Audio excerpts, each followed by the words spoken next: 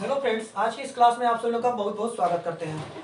Friends, आज का जो हमारा टॉपिक है वो है क्यूरी टेम्परेचर, या इसी को बुलाता है क्यूरी पॉइंट, जिसको हिंदी में बोलते हैं क्यूरी तापमान। यह क्यूरी क्या है? क्यूरी किसी व्यक्ति का नाम है और टेम्परेचर जो है और तापमान है। क्यूरी ने जो है क्यूरी टेम्परेचर की खोज किया था। इसे स्टडी में दिखाया था कि क्यूरी टेम्परेचर क्या होता है, इस पर प्रैक्टिकल किया था, इसलिए इसका नाम क्यूरी टेम्परेचर पड़ गया है। तो इसको आज हम देखेंगे कि क्यूरी टेम्परेचर क्या होता है, इसको कैसे डिफाइन करेंगे। ये सब सारे डिटेल्स को आज के इस क्लास में हम डिस्कस करने वाले हैं। सबसे पहले हम बात करें क्यूरी टेम्परेचर को मेंशन करने का मतलब क्या है। देखिए फ्रेंड्स, जब हम प्योर आयरन की बात कर रहे हैं, यहाँ पर जो भी बात होगा वह प्योर आयरन का बात होगा आज की इस वीडियो में।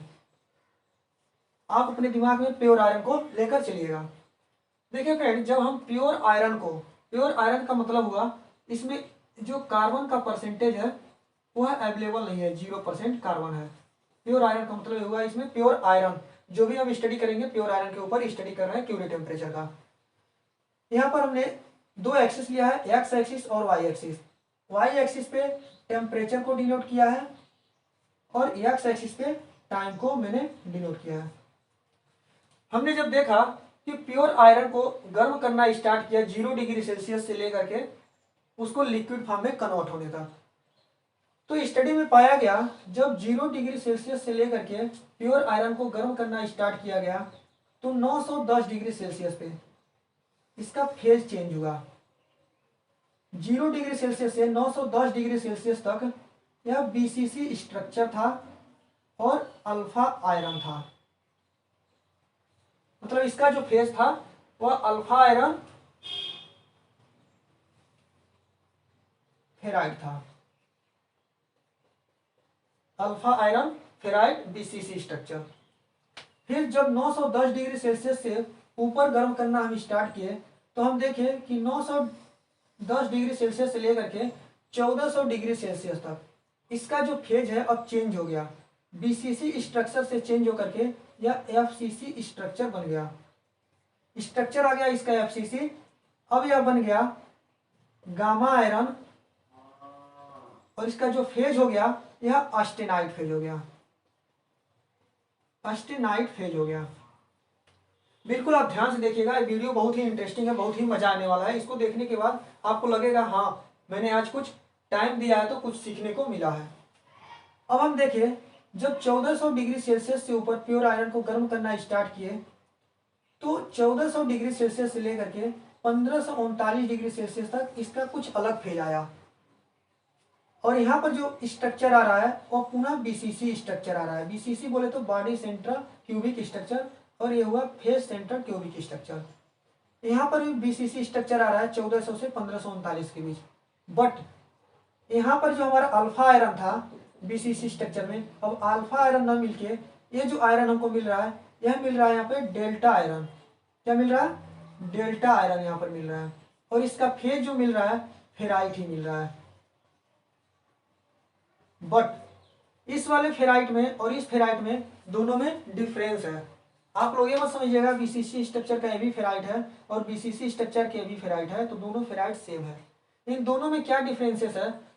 इस वाले बीसीसी स्ट्रक्चर में हमको डेल्टा आयरन मिल रहा है, फेराइट मिल रहा है, और इस वाले स्ट्रक्चर में हमको क्या मिल रहा है? इस वाले स्ट्रक्चर में भी हमको अल्फा आयरन मिल रहा है और फेराइट मिल रहा है। बट ये वाला जो हमारा फेराइट है यह हाई टेम्परेचर फेराइट है। हाई टेम्परेचर फेराइट जो डेल्टा आयरन है, और जो अल्फा आयरन वाला फेराइट है यह लो टेम्परेचर फेराइट है। लो टेम्परेचर फेराइट है। एक मिनट फ्रेंड्स, लाइट कट गया, मैं बताते हैं आपको।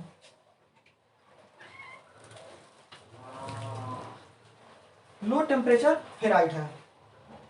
अब देखेंगे जब हम 0 डिग्री सेल्सियस से 910 डिग्री सेल्सियस तक हम गर्म किए लोहे को, आयरन को, तो इसमें बीसीसी स्ट्रक्चर तो था, बट लोहे का प्रॉपर्टी होता है उसमें मैग्नेटिक गुण होता है। तो जो भी लोहा होगा उसमें चुंबक आप चिपकाएंगे तो चुंबक बिल्कुल आसानी से चिपक जाएगा। लेकिन इसी वाले लोहे में जो बीसीसी स्ट्रक्चर में ही लोहा है इसमें क्या देख रहे हैं हम, जैसे 0 डिग्री सेल्सियस पे हम जब उसमें चुंबक चिपकाए तो चिपक गया आसानी से, लेकिन जब 910 डिग्री सेल्सियस पे अगर चुंबक को चिपकाने का कोशिश कर रहे हैं लोहे से तो नहीं चिपक रहा है। तो हम अब स्टडी किए कि वह कौन सा टेम्परेचर है जिस टेम्परेचर पे चुंबक लोहे से चिपकना बंद हो गया, मतलब उसका लोहे का मैग्नेटिक प्रॉपर्टी खत्म हो गया। तो जब हम इसको स्टडी किए तो हमने देखा कि 768 डिग्री सेल्सियस एक ऐसा टेम्परेचर है जिस टेम्परेचर पे लोहे से चुंबक का जो मैग्नेटिक प्रॉपर्टी है वह खत्म हो जा रहा है। यानी 768 डिग्री सेल्सियस के ऊपर जब हम लोहे को गर्म किए हैं तो यहाँ पर लोहे का मैग्नेटिक प्रॉपर्टी खत्म हो गया। और यही जो पॉइंट है जिस पॉइंट पे लोहे का मैग्नेटिक प्रॉपर्टी खत्म हो रहा है उसी को बोला जाता है क्यूरी टेम्परेचर या क्यूरी पॉइंट। क्या देखे, 0 डिग्री सेल्सियस से 910 डिग्री सेल्सियस के बीच हम लोहे को जब देखे तो 0 डिग्री सेल्सियस में मैग्नेटिक प्रॉपर्टी था, बट 910 डिग्री सेल्सियस में मैग्नेटिक प्रॉपर्टी उसका लॉस हो गया था। तो हम स्टडी करना स्टार्ट किए कि ऐसा कौन सा टेम्परेचर है जिस टेम्परेचर पे लोहे का जो है मैग्नेटिक प्रॉपर्टी खत्म हुआ है। तो स्टडी में पाया गया कि 768 डिग्री सेल्सियस पे लोहे का मैग्नेटिक प्रॉपर्टी लॉस हो गया है और इसी टेम्परेचर का नाम दिया गया क्यूरी टेम्परेचर। अब हम देखेंगे कि जब 768 डिग्री सेल्सियस से ऊपर लोहा गया यानी 1539 डिग्री सेल्सियस लिक्विड फेज में कन्वर्ट होने से पहले तक इसके ऊपर जो है लिक्विड फेज आ जाता है। तो 768 के ऊपर लोहे का मैग्नेटिक प्रॉपर्टी खत्म हो जाता है। फिर जैसे लोहे ठंडा होता है 768 के नीचे आता है, फिर मैग्नेटिक प्रॉपर्टी उसके अंदर आ जाता है। तो हम इसको क्या बोलेंगे, बीसीसी स्ट्रक्चर अल्फा आयरन को, इसके ऊपर वाले को हम बोलेंगे मैग्नेटिक नॉन मैग्नेटिक फेराइट, और नीचे वाले को बोलेंगे मैग्नेटिक फेराइट अल्फा आयरन, या इसको बोलेंगे non magnetic ferrite alpha iron.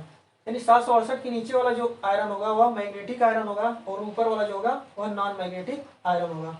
तो फ्रेंड्स, आज का क्यूरी टेम्परेचर का टॉपिक आप लोगों को कैसा लगा?